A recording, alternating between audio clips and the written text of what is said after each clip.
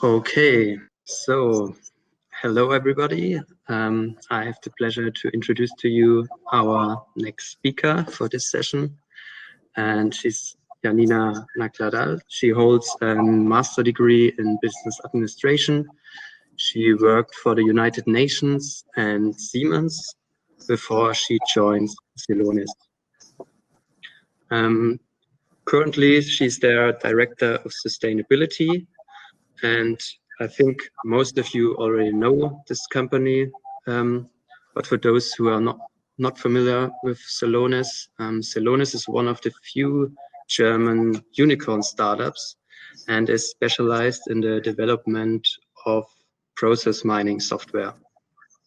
What process mining is and how it can be used in real life will also be part of Janina's talk. And regarding the question, can tech save the world? She said, I experience tech saving the world already today, and we're just getting started. So I'm very excited to hear what she has to say to us, and will then hand over to Janina with her talk, Process Thinking for Future Challenges. Thank you so much. Thank you so much. It's a pleasure to be here today. A warm welcome also from my side. Of course, it's a bit sad so that we only get to see each other through Hopin and on video and not in person, but I'm pretty sure that this will be possible in the future again. So I hope that you were able to get comfy at your own home, that you're maybe sitting on your couch, have something to drink and are interestingly listening to all the cool sessions. It's a super exciting conference and I'm very happy to be part of it and provide you a bit of an insight into the perspective and views that we at Celonis have, but also that I personally have because I'm the newly appointed Director of Sustainability. And this is kind of the insight on the journey that we have ahead of us as a company, but also for me as a person. I'm Janina. Felix introduced me quite well already with like all the background on my professional journey. I joined Celonis as a company about 3 years ago, so I'm quite an old employee to say so, because most of the people are working at the company for about a year. We have grown super fast in the last years. So when I joined Celonis, we were about 200 employees. So it was possible to talk to everyone, know everyone, and now we're more than 1,000 employees on a global level.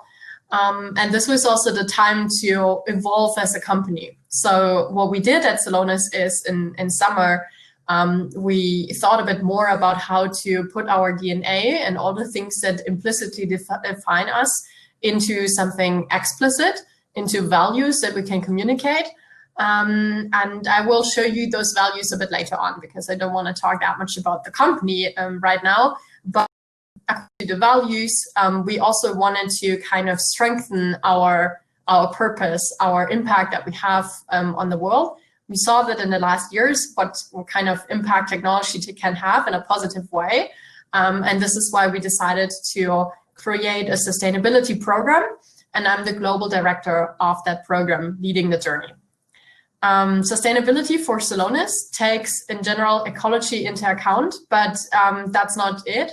It doesn't stop there. We also add social action, and we always think about the kind of economic added value for all our stakeholders, including Earth and society. So this is why we do have a broad definition when it comes to sustainability.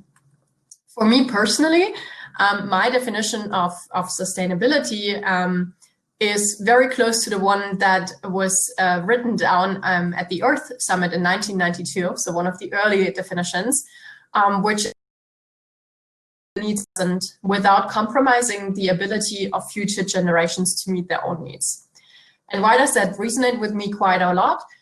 So I also do have this broad definition of sustainability that it's not just about ecology. So in this definition, I definitely see society, I also see businesses, I see the whole mankind, and I also see the planet. But I'm also passionate about the business world. I have a master's of business administration, and for me, it's companies grow to be there where companies and enterprises are created. So I also see the business perspective like being able to achieve short-term results without compromising the ability to also work long-term and be present as a business. And it also has a bit of like a personal note. So I think it's super important to also watch out for your own sustainability, like sustain my own resources. And this happens when I watch my own needs and make sure that what I do today saves enough energy to also be able to do things tomorrow. So this is why this definition is, yeah, quite a good one for me. What am I talking about today? So first of all, I want to talk a little bit about the sustainability challenges that we face at the moment, and what we can do and what we don't do. And from that kind of problem, I want to introduce you to one kind of way of thinking, process thinking, that could be a way to actually be better in achieving those goals. It is about maximizing execution capacity, and you will learn what I mean by that, so that we can execute better on our goals that we've set ourselves. And I also want to show you this kind of thinking in action, so that you can understand what the technology according to that thinking can do, how it looks like, and what you can do then maybe as well. So this is the short and sweet agenda for today. We have time in the end for questions and discussions, so please take this as like a proposition and an idea. But I'm super excited to hear about your opinions and your questions then after my talk. So save that and think about that while you listen. So yeah, you've heard about my definition of sustainability, and I think sustainability is a very personal topic, and everyone probably has their own definition of what I think about it or what it is about them. And there are probably also many definitions around every country, in every organization, institution, and so on. There are also some frameworks that kind of align ourselves globally, and one of those frameworks is the global agenda of the 17 Sustainable Development Goals and the according principles that businesses can also adapt to help there. So we do have 17 goals that the member states of the United Nations adopted and kind of are our agenda until 2030, what we want to achieve as a global community. And you probably have seen them before and you know them. So you know that those goals kind of tap into every area. So there is something in for the planet, like if we think about climate action, life below water and on land, but it's also a lot about society and thinking also about equality and thinking about education as well. And then we do have a few goals that also apply to the business world when we think about decent work, economic growth, also sustainable cities and communities, or the goal number 9 with industry, innovation, and infrastructure. So actually that's a framework where probably everyone can find something in there for themselves. It should be something where we work towards too. But having those goals and being in 2020, which is already a very difficult year, that year also shows us that we still have many challenges, although we have those goals. And if we think about the global challenges we're facing, you probably see it from the pictures. We do have COVID-19, which is kind of putting a huge challenge on our economy, on our people, on our society. No one of us has ever kind of visualized or expected to see in our lives. We have climate change, we have demonstrations due to inequalities that we still face. I put something very German in, that we do have a lot of male domination in the business world. We do have the problems with biodiversity and actually extinction of the biodiversity that we have. And we do have problems with access to education, access to opportunities, poverty, and so on. So if you take a look at the news, for example, if you watch the news at the moment, you kind of feel that this agenda is nice, but we're kind of not really working towards it, or it feels sometimes that we're not really there yet. So the kind of feeling that sticks with me is that I often think we're kind of not executing at our full capacity. So I always think like there should be the resources. We know that we have the money. We know that we can be globally aligned, but we're kind of not there yet. It feels a bit like as there is a kind of barrier. So what I usually do if I get those kind of challenges and thinkings, I think of something that I know. And I've been in the business world now for quite some time. And what I see is that this kind of executing at our full capacity is also difficult for the business world. So how does it look like if a business is not executing at its full capacity? You can think of any kind of business area that you like and that you know because you're all also customers. So if you think about supply and delivery, we usually want to have things on time. Like you want to have your Amazon delivery on the same day or the next day. But actually, on average, most of the companies around the world are at like 50% on-time delivery. So every second delivery is on time, whereas the best-in-class companies are at 98%. And we see the same thing in any other business area. So we see like, if you think about the Net Promoter Scores as something to measure customer satisfaction, best-in-class companies can be at 97 as a score of 100.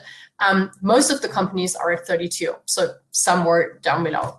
Same in finance, same with products and services. So if a business doesn't execute at full capacity, we kind of know how this feels and how this looks like.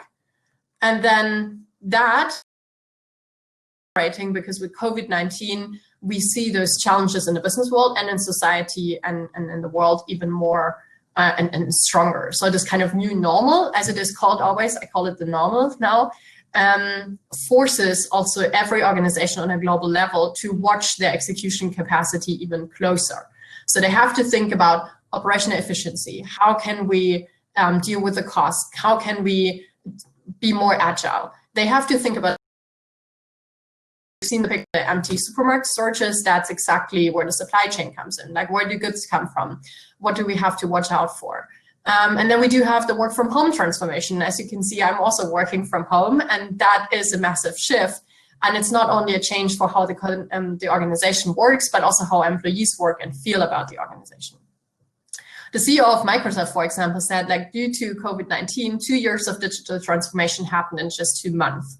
And I can feel that, and I can see it also in the society. I see it in every school. I see it when it is about paying digitally. It is in every area of our lives at the moment.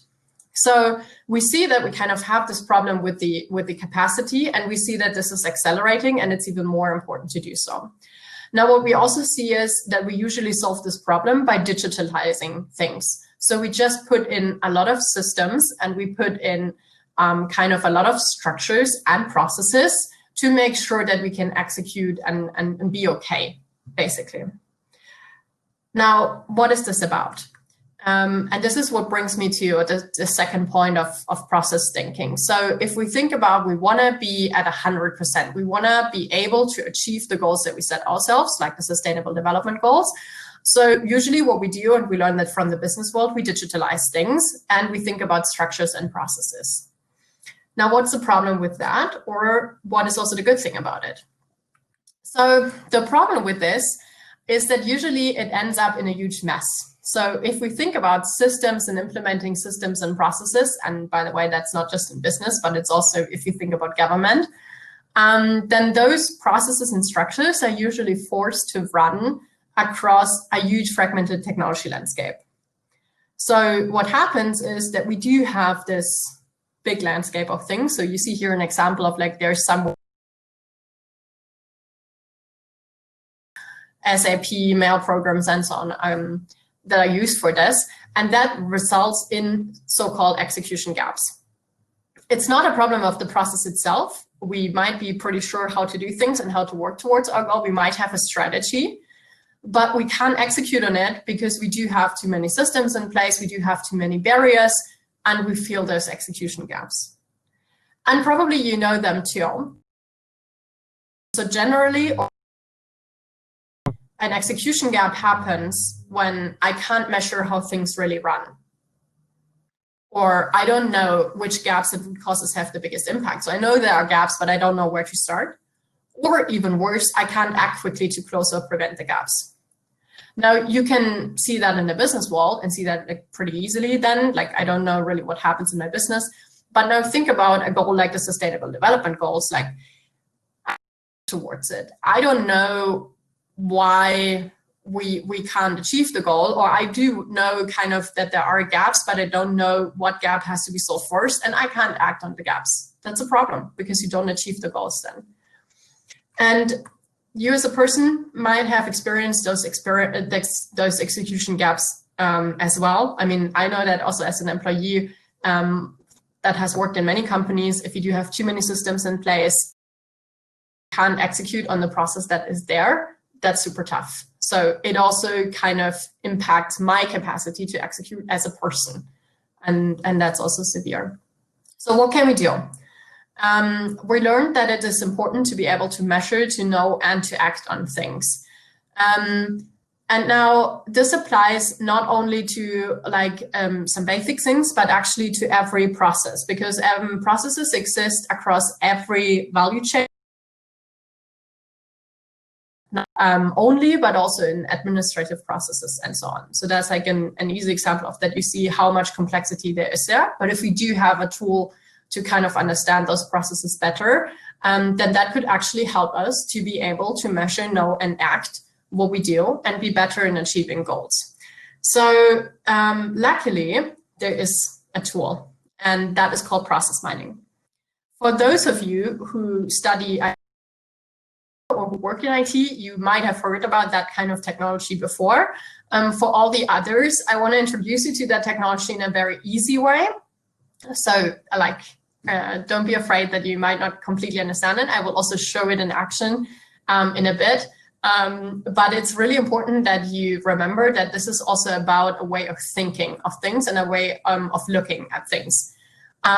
So how does process mining work, or what happens? So what we usually have out there, we do have our world of things that happen, and we already learned that this world might be challenging and there might be difficult things. So what we usually then do to help us kind of work towards this are information systems. And we heard we already get a lot of digitalization. We do have many systems in place, technology itself, to support us, and we can control it. Now, to implement those information systems and the technology, we usually use models. Here about models, so really pictures of like this is step 1, step 2, step 3, step 4. So not like mathematical models with variables, but really pictures of things. And we use those models to implement our information systems. And now at this point, it could be all fine. But the problem is, I mean, we couldn't have the best model in place, but sometimes we have troubles in the implementation, or sometimes we have the perfect information systems. But then when people work with them, there are still difficulties that occur. So what happens is those information systems, they log actually what's happening in the real world, like how we really work with the technology in the IT systems. And we call this log file a so-called event log. It's like a kind of a description of what happens in the system. And we usually have like an activity, a timestamp, and an ID. So we know exactly what happened when in the system. So system. And then we can analyze the data, and we can actually compare it with the model. For example, we can compare the as-is status with the to-be, and we can also change our model. So it actually helps us to measure things, to know exactly our performance, and then also to act upon things. And I have a description here, so that's now more for the IT backgrounds to say so. So this is how that kind of event log can look like. So we actually see kind of the activities here. So that's now an academic use case. For example, we do see timestamps, and we can have additional information. So that's the kind of input that we get. And now the question is, what can we do with the input? And this is the point where the action comes in. And I want to show you a fun example that shows how we can use this technology to actually help companies to take a look at sustainability goals, measure them, know about them, and then act accordingly, and help them increase the execution capacity towards sustainability. So let's take a look.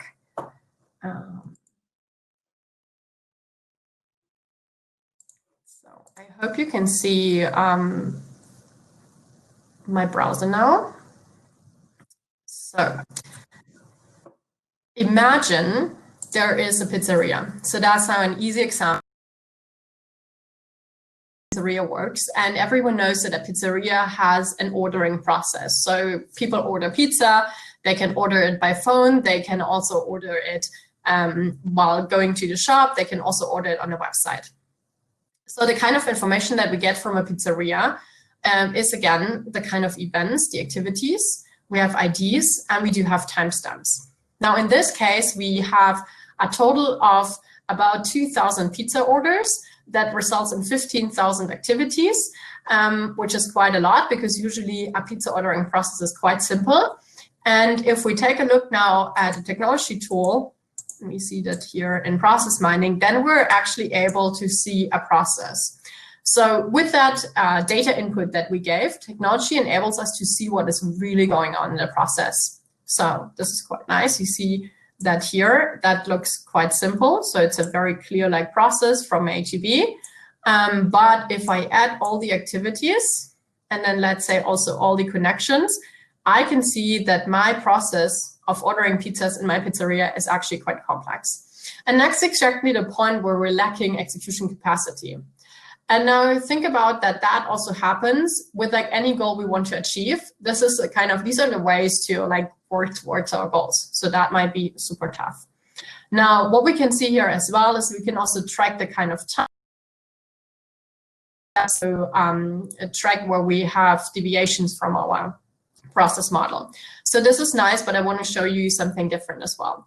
Now, let's assume that our pizzeria decides to become more sustainable because actually customers ask for it, and the pizzeria also wants to contribute to our sustainable development goals. So they decide we should do more for the planet, we should be able to really contribute at this point in time. So they want to track that they create by delivering pizza. So they add some more data. They actually add the weight of each pizza. They also add the distribution factor and the transportation mode. So they have a van, they have a car, a scooter, and a bike. They add locations and the distance. And with just the weight and the distance and the transportation mode, the weight of the pizza orders, and then also the carbon emissions that they have. And their total carbon emissions are 2.59 tons, so quite a lot. And they can also distribute them across bike, scooter, car, and van, which is quite simple. I mean, bike is the lowest and van is the highest. And what they also do is, that's a number where we say, okay, this is hard to track. So they translate it also in they have done to offset those carbon emissions, which would be 259 trees. And now we are at the point where we can measure things and maybe we know a bit more, but now the question is also how to act. So what we do is we implemented for the pizzeria a carbon neutrality tracker. So they can actually track how many trees they have planted already and how many are missing. So that's also a nice way to see the progress. Now, that's already a nice dashboard to understand a bit more. Now, let's see. We see that our van actually has the highest CO2 emissions, so that's a bit of a trouble. So let's look at the various transportation modes and pick the van. And we see actually that not so many orders are actually distributed by van. So it's actually just a few orders, 200 but they are the highest amount of total carbon emissions. So we're a bit wondering, that's okay, but actually we could reduce that, right? So let's take a look at what kind of pizza is distributed via or is sent via van. And we see there are a lot of large pizzas, which is okay. Maybe they have to be sent by van, but there are still also small and medium pizza pieces. So we don't want to have the small and medium pizza one. So let's see. We pick the small and the medium one. And what I do now, I actually cap down my data set. So I filter, and by that, I make sure that we can understand even better what kind of data we have, that we can measure in a better way, and that we know more. So for example, we see that those medium and small pizza sizes, 105 orders, they are sent by a van. a few orders, and if we reduce them, if we find out how we can send them via a different transportation mode, we can actually already reduce our carbon emissions heavily. So we can go to a second dashboard, use like the CO2 drill down. And now what we can see is we can see exactly the process that leads towards exactly those 105 orders. So now that's interesting because we can see all the different variants. We can see what went wrong with those orders and at what point in time we decided to send them via van, which shouldn't happen because the van increases our carbon emissions. And there's an interesting thing that we notice as well. We see up here our delivery time. So usually as a pizza order place, of course, we want to have our delivery time as low as possible. But our target are 30 minutes. And we see that for exactly those 105 orders, delivered by van, medium and small pizza sizes that could also go with a car or with a bike, we are at 24 minutes. Now, we can say, hey, that's actually amazing. I mean, we're below target. That's great. Our customers are super satisfied. But what if you park your van in front of the doorstep of a customer that is actually also conscious about the environment, and that customer says, I mean, you're early, but you come with a van. So that might actually decrease our customer satisfaction.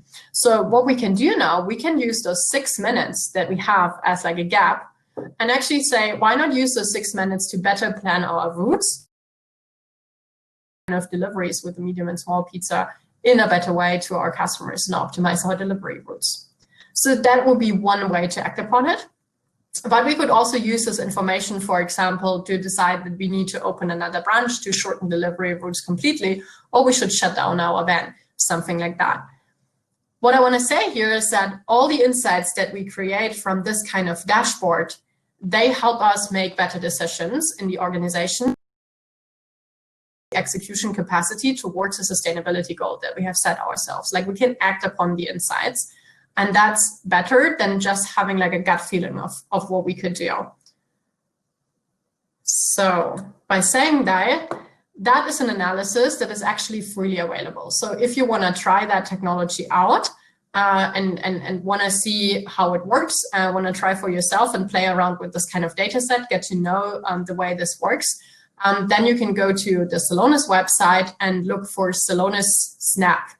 So it's actually our free version of the software, and that's where this analysis is also included. So I hope you check it out.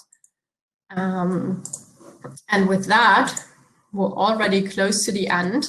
What I want to give you for today is this kind of vision of that is a sustainable execution possible for business. So it is possible to drive businesses with process thinking towards a better capacity for the goals, like to have to find carbon emissions in processes, to reduce waste from processes, and by that working towards the goals, and also finding new capacity so that businesses don't have to think about the invoices and other basic things, but can also actually contribute more to the goals that we have. But with this kind of mindset, I definitely believe that we can also create breakthroughs for the whole society and planet, and that this kind of thinking can help us find better ways to execute towards the Sustainable Development Goals. So I actually hope that this kind of thinking also maybe inspires you to think about what you can do in your own life, or in the business where you are at the moment, or in the organization that you work in, to actually improve the ways that we work towards the Sustainable Development Goals. I want to end this talk about just giving you a bit of information about Celonis and how we are doing it, and then start into the questions. Felix said at the beginning that probably some of you have already heard about Celonis. It's one of the rare German unicorns. It's also now a global company that is still growing in hypergrowth.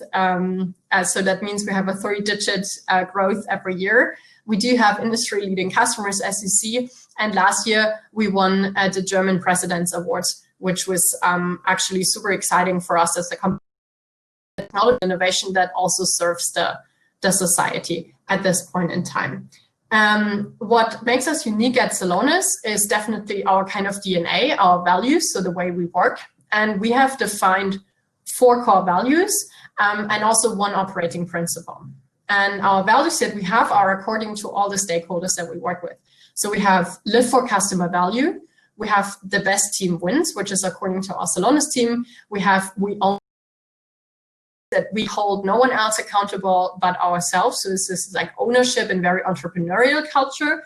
And we do have Earth as our future, which is actually our promise for the society and Earth to preserve it for the future. You can find more about the Celonis Way also online. I don't want to leave out our operating principle, which is focus, invent, simplify, act, and which kind of describes the way how we usually work. It's with like the invent and the simplify and focus thing, but we also have like this kind of bias for action, and we're usually like executing quite well on the things that we focus on. So this is what you can also read about more. And the value that our sustainability serves is Earth is our future. And what we actually commit to when we think about Earth is our future are 4 pillars. So one is we want to contribute to a better use of resources for every customer of ours, but also for ourselves in the company. So we want to have a better ratio of input and output. We want to empower global youth and communities through education and through democratizing our technology. We promote more outcome from less resources, and we are campaigners for a better Earth and society also as a whole team. So the company is super young, is super passionate about that topic, and you can see that in all our everyday actions and our products. With that being said, I hope the things about sustainable execution and process thinking have inspired you. And now it's time for your questions and discussion points. So I'm going to end this presentation. If you do have any questions that you don't want to ask in public, feel free to also contact me later on LinkedIn or by email. And I'm happy to get in touch with you. Thank you so much for the attention. So thank you very much for your talk. It was very interesting. And so everybody who has any questions, just write it in the chat and then I can ask these questions. We have already some, for example, Lucas Clement asks, how much time does it, for example, for this pizzeria take to get all this data and legacy IT systems to work with the Celonis cloud? How does this work? Yeah, great question. So it depends a little bit on the IT systems you have, of course. So in terms of the pizzeria, now in this example, we also worked with like manual tables that were just uploaded. So that's super quick. And then you can just add data that you have. If you are using data at a larger scale, then for example, with an SAP system, then the software now has kind of quick APIs, so quick connectors, so that it's actually super fast to connect directly to the system. One is that not every system also has enough data on like distance, for example, but there are now free APIs available, for example, from Google Maps that help calculate those distances quite quickly. So usually the problem is that the data is there, but the company isn't completely sure how to find it. So that depends a little bit, and it can be anything like between a few days and faster. As soon as the data is there, then the software has kind of like a real-time connector and also a very fast implementation time. Okay, nice. And Thomas Reb asks, does your company also promote internal awareness of sustainability? And if so, how? Yeah, also a very good question. So of course we do, because, and I saw that comment in the chat also with the question about the greenwashing and if that is a topic. So I personally also believe that no company can actually claim that their products are sustainable or they're helping their customers without being on sustainability themselves. So we're promoting it internally. And I mean, we're a company that doesn't have like this big supply chain, or it's not that we have physical products. So what we do a lot is looking into our internal operations. So for example, travel, we look at what kind of giveaways do we point out, what kind of gifts do we send to employees, how are our offices designed, do we do waste recycling, what kind of food and beverages are offered in the office. So these are the things that we look into. And we encourage our employees to come up with like pitches or point out to things that don't work according to the value. It's a value that is lived by everyone, so everyone can make suggestions. And then, of course, we also look into our own suppliers, and we're currently evaluating how we can improve the sustainability also of the kind of server and powerhouses that we provide, so that we can make sure that our software is run in a sustainable way. Thank you very much. And another question, because Celonis started as a small startup and has done this immense growth. So how is this process mining applied in your company itself? So how does it affect how you grow? Yeah. One of my favorite questions. So of course we apply our own software in our daily work and at Celonis ourselves. So we analyze our own data. For example, we work with Salesforce in our sales processes, and we analyze the data from Salesforce to improve our own processes. Also in HR and recruiting, for example. So our recruiting process, for example, is one of the fastest. I can remember myself, I came into the company, I think in 1 week. In terms of like from my first interview until my contract. And that was due to the fact that we analyze our own data and with their own software. So that's like one of the examples, and that definitely enabled growth. But it's also like from a business administration perspective, super exciting to see the company grow and at what point in time you get the first troubles with like too many systems, too many structures and so on. So it's definitely not the case that Celonis is a super startup and everything is always easy. But we learn now by having the big systems ourselves and learning how to use them and put our software in and create use cases by that. So it helps us also for the customers then. And yeah, thank you very much. And another question. So to use the software, you need a lot of data. And so can you say how big a company must be to, for example, this pizzeria is maybe a small company, but how much data do you need to apply this sufficiently? Yeah, so you can start quite early actually. So what you saw, for example, with the example of the pizzeria, that were just 2,000 orders, which is still a small example, and you can go even smaller. Like when we started, for example, with the pizzeria, we had like 70 orders. So process mining as a technology in general works already if you just have those 3 columns of data, like you need to have an activity, the timestamp, and an ID that is connecting those activities. You can create that in Excel for your own daily life. You can create even an event log on your smartphone, for example, for your own daily activities or processes of like waking up, for example, and going to work. So that's already a process. That's what I mean often with the terms of process thinking. And that's also the place where organization can start. What we do have, for example, with Celonis Snap, where we also have the pizzeria, and that can be used by any organization. And we do have worked with startups before, for example, that use that for just the easy tasks that connect like a Google Sheet, that just look a bit of like their email event logs and track things by that. So there's no limit in terms of that. If you want to achieve big savings, have a real leverage, then that of course happens only if you have a large amount of data.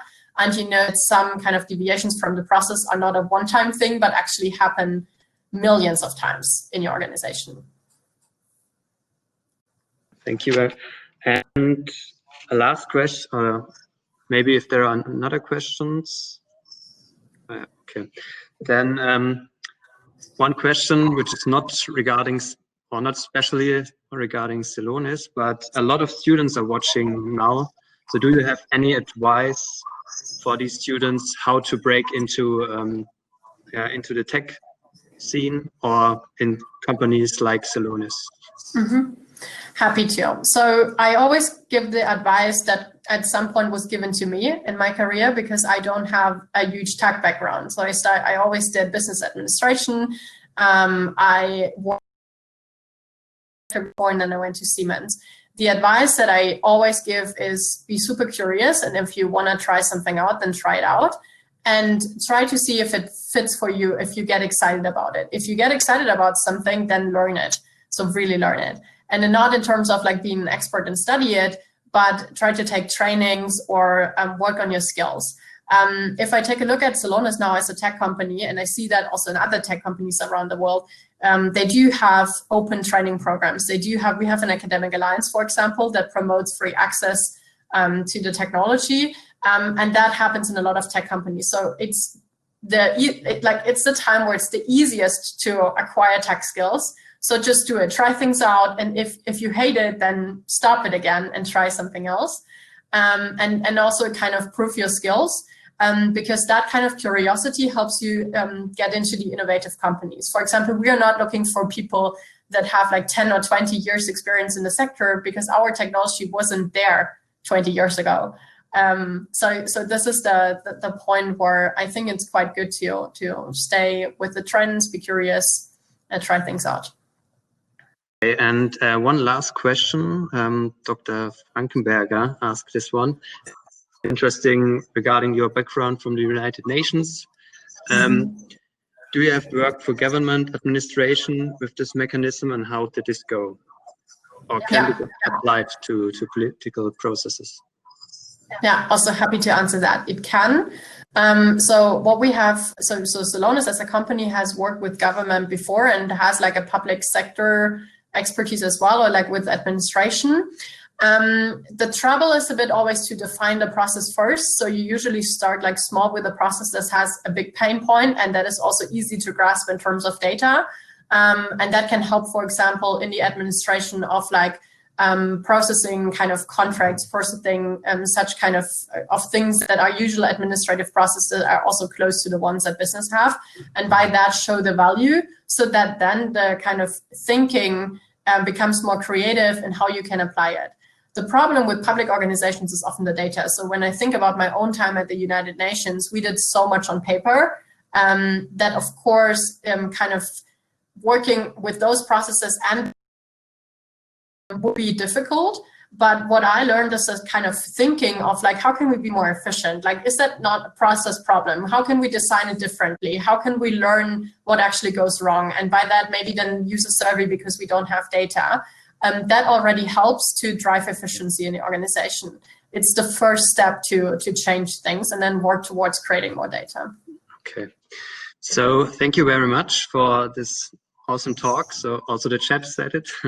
And thanks for answering all the questions. So because we run out of time now, we have to stop now. But again, thank you very much. And all the other watching, have fun with the next sessions. And again, thank you, Janina. Thank you so much for watching, for all your great questions. I had a lot of fun. And as I said, if you want to get in touch after the session or also at the conference, I will stay a little bit in the app as well. So you can, I think, also write me a direct message, contact me on LinkedIn or via email. Happy to listen to you, to learn from you also. If you do have ideas or suggestions, if you want to learn more, let me know. Super excited to have been able to talk to you. Okay, then see you maybe later. Bye. See you. Thank you.